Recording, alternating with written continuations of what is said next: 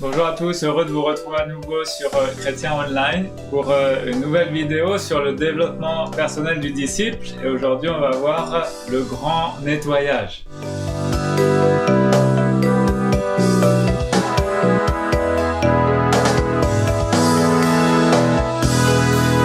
La plupart des programmes de développement personnel commencent par une première étape indispensable, le nettoyage.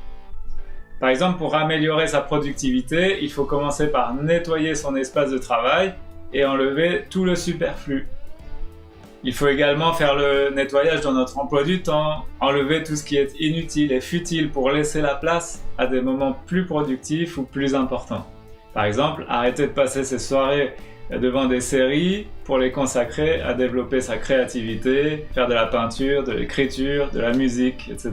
Et on peut poursuivre ce grand nettoyage dans d'autres domaines. Nettoyage dans la gestion de nos finances, nettoyage dans nos priorités et même nettoyage dans les relations. Évidemment, devant Dieu, tout développement personnel n'aurait aucun sens s'il n'avait pas pour finalité la vie éternelle. Et si en fin de compte c'est la condamnation, la perdition, l'enfer. Alors avant de vouloir développer et être épanoui dans notre foyer, notre carrière, nos relations, il faut passer par une étape obligatoire, le grand nettoyage de notre cœur. En effet, Luc 9 verset 25 dit « Et que servirait-il à un homme de gagner tout le monde s'il se détruisait ou se perdait lui-même » C'est pourquoi il est avant tout nécessaire que nos cœurs soient nettoyés, car rien d'impur ni de souillé n'entrera dans le ciel. Jacques chapitre 4 verset 8 « Approchez-vous de Dieu et il s'approchera de vous. Nettoyez vos mains, pécheurs, et purifiez vos cœurs, hommes irrésolus. » Éphésiens 5 verset 5 « Car sachez-le bien, aucun débauché ou impur ou cupide, c'est-à-dire idolâtre, n'a d'héritage dans le royaume de Christ et de Dieu. » Donc nous sommes tous concernés. La Bible nous enseigne que tous, sans exception, nous avons péché, d'une manière ou d'une autre, un jour ou l'autre. La Bible nous dit que tous sont égarés, tous sont pervertis. Il n'y en a aucun qui fait le bien, pas même un seul. Romains 3, versets 9 à 12. Nous avons démontré que tous les hommes, juifs ou non, sont également coupables. L'Écriture le dit, il n'y a pas de juste, pas même un seul, pas d'homme capable de comprendre, pas un qui cherche Dieu. Ils se sont tous égarés, ils se sont corrompus tous ensemble, il n'y en a pas un qui fasse le bien, non, pas même un seul. Et Romains chapitre 3 verset 23 dit « Car tous ont péché et sont privés de la gloire de Dieu. Je suis donc pécheur et donc condamnable. » Alors que faire ? Que faire pour échapper à cela ? La solution réside dans l'amour de Dieu pour chacun de nous. En effet, malgré notre péché, Dieu n'a jamais cessé de nous aimer. Romains chapitre 6 verset 23 « Car le salaire du péché c'est la mort, mais le don gratuit de Dieu c'est la vie éternelle en Jésus-Christ notre Sauveur. Et il nous aime tellement qu'il a déployé les grands moyens pour nous. » Jean chapitre 3 verset 16 et 17 « Car Dieu a tant aimé le monde qu'il a donné son Fils unique, afin que quiconque croit en lui ne périsse pas, mais qu'il ait la vie éternelle. » Dieu, en effet, n'a pas envoyé son Fils dans le monde pour qu'il juge le monde, mais pour que le monde soit sauvé par lui. Alors, la seule et unique solution se trouve en Jésus-Christ.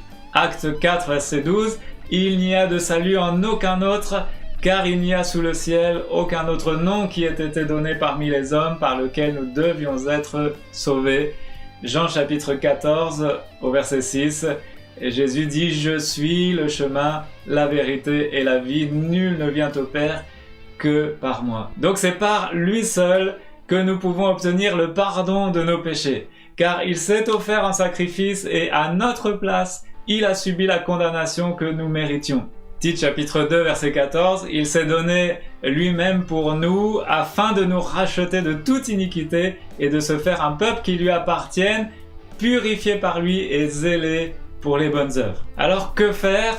Eh bien, première chose, repentez-vous. 1 Jean chapitre 1 verset 9. « Si nous confessons nos péchés, il est fidèle et juste pour nous les pardonner et pour nous purifier de toute iniquité. » Donc confesser son péché, c'est demander pardon pour notre passé, notre vie menée sans Dieu, en ayant négligé notre Créateur, en ayant méprisé son amour.